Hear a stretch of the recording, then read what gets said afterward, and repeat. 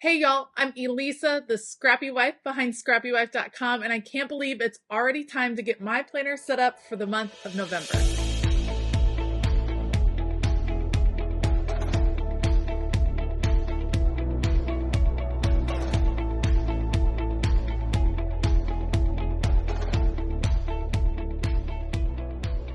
It is hard to believe that it is time to put together a planner for the month of November. So what I do is actually use several different planners, pick and choose the pieces I want to use from them, and then create kind of my perfect planner piece. And so that's what we're going to do in this video. And then I'm going to decorate my November monthly page. So as always, I will link everything that I use down in the description box below. Otherwise, let's assemble this planner. Let's get ready for November. Let's start by assembling my Franken planner. I'm going to choose this cover, which was designed by Wrong. Super, super cute, all about mom life. And of course, that's kind of the season of life that I'm in right now with the kids doing all the different things. Plus, I think the colors of this particular cover, absolutely gorgeous. So we're going to go with that cover, some teal discs, which are gorgeous with the cover.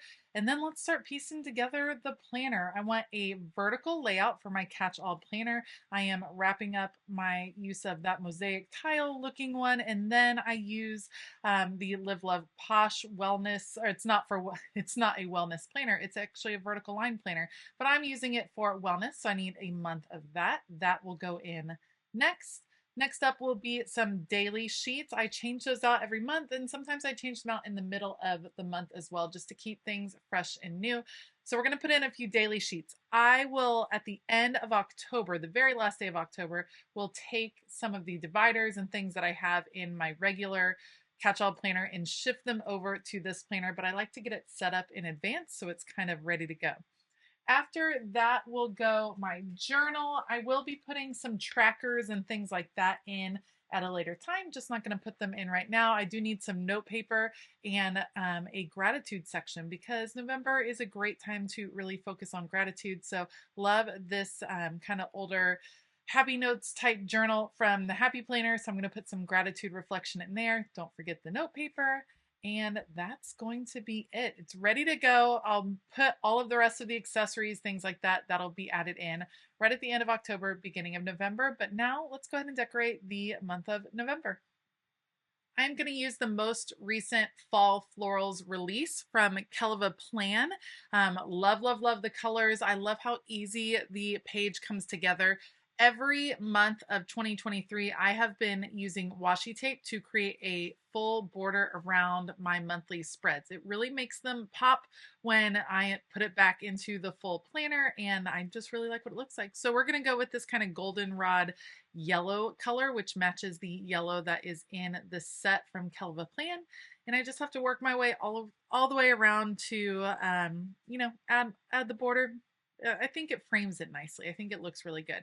The Kellofaplan Fall Florals, it just makes it really easy to put together a spread. I use my monthly calendar in a very functional way. We have a lot of practices and games and appointments and things like that to make sure we keep track of. So I need lots of writing room, which means I don't do a lot of decorating in the middle of the calendar section. I tend to do my decorating mostly at the top, and then of course in the empty boxes where there's no days for this particular month.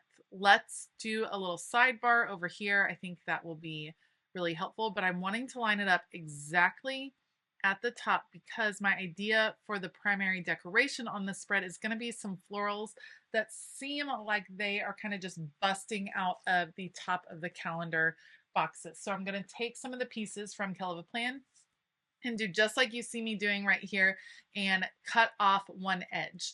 Now, there's a couple ways to do this. You can cut a sticker completely in half. That gives you a perfect straight edge, and then it looks like it's popping out from behind the box without using the whole sticker. But these are really large florals, and I knew the space I had up here at the top, they're going to end up covering where it says November. No big deal, because I'll be adding a sticker later. But I want to get the most out of these stickers. So instead of cutting it in half, I'm basically aiming for thirds. I'm cutting this into a triangle, and that gives me more sections of flat surface that work to kind of pull together the look that I'm going for. So you don't just have to cut a sticker in half. Cutting it into a triangle is another way to get more out of that sticker, especially if you're wanting to just have these be layering stickers, which is what I was going for.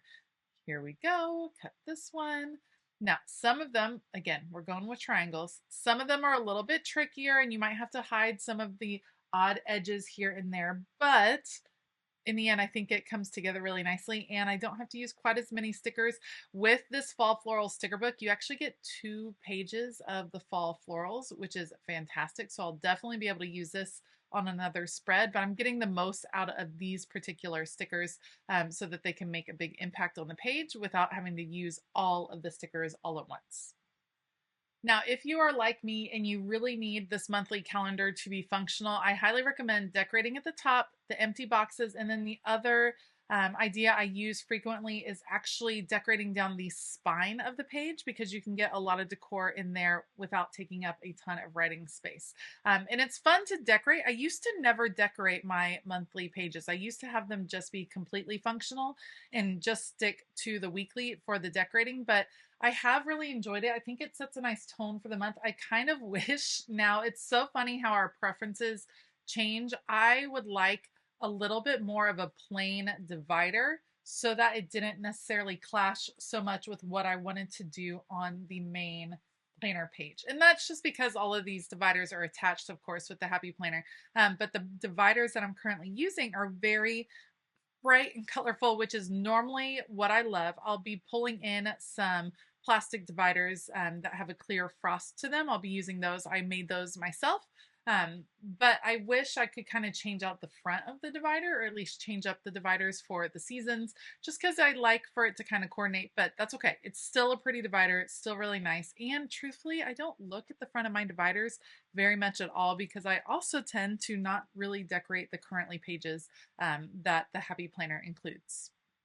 Okay, so now that I have all those florals in place, it's time to add some function. We have some different soccer tournaments, bigger things on the weekend. I don't do a box for every single event that I'm going to add to this calendar because it's just too much. We have 4 gymnastics practices a week, 4 soccer practices a week, and then I don't even have the baseball schedule yet. So it's a lot going on, but I do use boxes for bigger things like gymnastics meets, soccer tournaments, any judging gigs that I might have, anything that's kind of out of the ordinary, then I definitely put a box for that. We want a box for Thanksgiving, of course. That's an important thing to mark.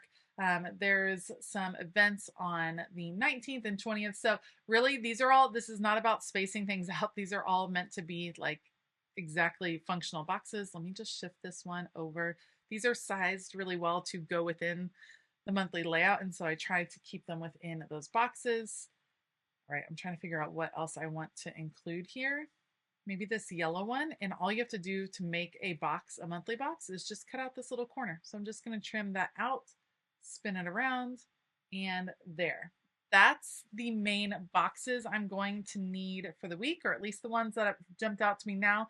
And now I'm just going to use some bullet points in some different colors. I'm using Papermate Flare pens, and they will be color coded for the different activities. So purple will be gymnastics, yellow will be soccer, and eventually when there's baseball, then we will find a maroon, and that will be a baseball schedule in here as well. This is another thing that has kind of changed as life and seasons of life have changed. I didn't used to write every single practice in on the schedule, but for now, it's important for me to remember because sometimes things pop up during the week. And if I'm just glancing at my calendar, I want to be able to see that we have stuff that night and not just have it in my head, if that makes sense. All right, I am grabbing for Dated Basics. This is volume 1 from Kellofaplan, or at least a previous volume from Kellofaplan, not the most updated volume. But I'm looking for a new November to put at the top, just kind of testing some out. All of these kind of have a bigger white border, so I'm actually just going to take my scissors and fussy cut around this just so it's a little bit closer so it doesn't cover up all of the florals that I have up there.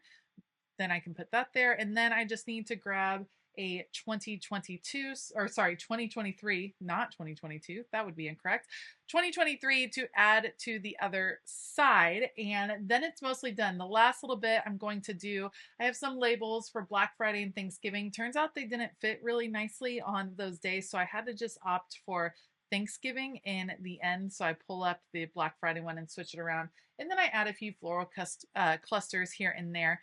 And that's going to be it. I am ready to go for November. Like I said, a few last minute changes at the very end of October, beginning of November. And I cannot believe we're to the last 2 months of this year. It has flown by.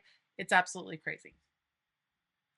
Thank you so much for joining me today with this video. Let me know what you think. If you liked the video, please give it a thumbs up and consider hitting that subscribe button and the bell notification button as well. Just like always, I will link everything that I used down in the description box below, so feel free to check that out.